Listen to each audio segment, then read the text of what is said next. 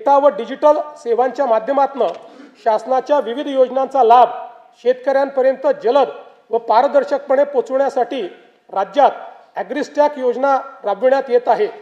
शेतकऱ्यांना farmer ID देण्यात महाराष्ट्र देशातील अग्रगण्य राज्य असून फेब्रुवारी 2026 पर्यंत 1,31,00,000 फार्मर आयडी तयार झाले आहेत। या योजनेत आम्ही आदिवासी वनपट्टेधारक शेतकरी यांचा देखील समावेश करत आहोत।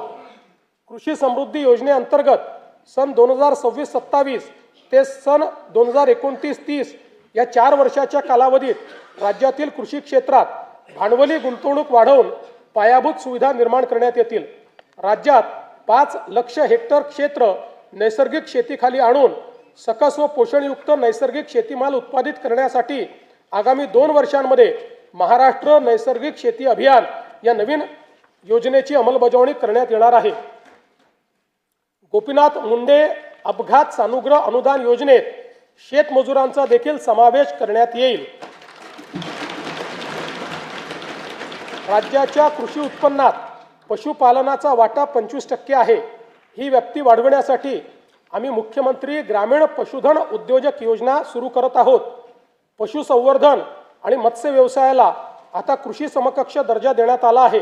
त्यामुळे या क्षेत्रालाही शेतीप्रमाणे सर्व पायाभूत सुविधा आणि सवलती मिळतील, ज्यामुळे मत्स्य आणि पशुजन्य उत्पादनात मोठी वाढ होईल।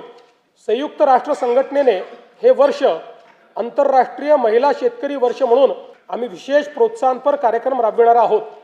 मत्स्य व्यवसाय क्षेत्राच्या विकासासाठी प्रतिवर्षी 1,240 कोटी रुपये आर्थिक भाराच्या मुख्यमंत्री मत्स्य संपदा योजनेस मान्यता देण्यात आली आहे। या योजनेमुळे राज्यातील मच्छीमारांचे आर्थिक व सामाजिक विकासाबरोबरच पायाभूत सुविधा निर्मितीमुळे मत्स्य उत्पादनात वाढ होणार आहे। मुख्यमंत्री ग्राम सडक योजना टप्पा 1 अंतर्गत 97% कामे 30,000 किलोमीटरपेक्षा जास्त पूर्ण झाली असून उर्वरित कामे मार्च 2026 पर्यंत पूर्ण करण्याचे नियोजन आहे। टप्पा 2 अंतर्गत 2,450 किलोमीटर रस्त्यांची कामे पूर्ण झाली असून उर्वरित कामे प्रगतीपथावर आहे। आता आम्ही टप्पा 3 घोषित करत असून त्या अंतर्गत 23,000 किलोमीटर लांबीचे रस्ते व पुलांची कामे हाती घेण्यात येतील। ग्रामीण भागातील शेतपालन रस्त्याच्या मजबूतीकरणासाठी पूर्ण यंत्रसामुग्रीच्या साहाय्याने जलद गतीने काम करण्याकरिता सोपी व सुलभ कार्यपद्धती असलेल्या मुख्यमंत्री बळीराजा शेतपालन रस्ते या नवीन योजनेस मान्यता देण्यात आली आहे।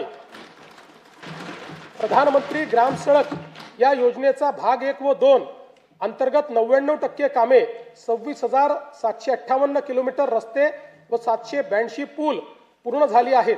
प्रधानमंत्री ग्राम सडक योजनेचा भाग 3 अंतर्गत 6,331 किलोमीटर लांबीचे 393 रस्त्यांच्या कामापैकी 5,086 किलोमीटर लांबीची 6,673 कामे तसेच 223 पुलांच्या कामांपैकी 57 पुलांची कामे पूर्ण झाली आहेत।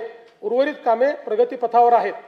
प्रधानमंत्री ग्राम सडक योजना भाग 4 अंतर्गत लोकवस्तीशी न जोडलेल्या वाड्या वस्त्या बारमाही रस्त्याने जोडण्याची कामे हाती घेण्यात येणार आहेत। प्रधानमंत्री आवास योजना ग्रामीण टप्पा 2 अंतर्गत सन 2024-25 व 25-26 करिता 27,87,000 मंजूर घरकुलांपैकी 3,57,000 घरकुले पूर्ण झाली असून उर्वरित घरकुलांची कामे प्रगतीपथावर आहेत। या योजनेअंतर्गत आतापर्यंत 33,410 कोटी रुपये इतका खर्च करण्यात आला आहे। प्रधानमंत्री आवास योजना शहरी व ग्रामीण अंतर्गत बांधण्यात येणाऱ्या घरांवर रूफटॉप सोलर लावण्यासाठी अतिरिक्त अनुदान उपलब्ध करून ऊर्जा स्वावलंबन साध्य करण्यात येणार आहे। PM जनमन आवास योजनेअंतर्गत 54,129 घरकुलांना मंजूर देण्यात आली असून 17,929 घरकुलांचे बांधकाम पूर्ण झाले आहे।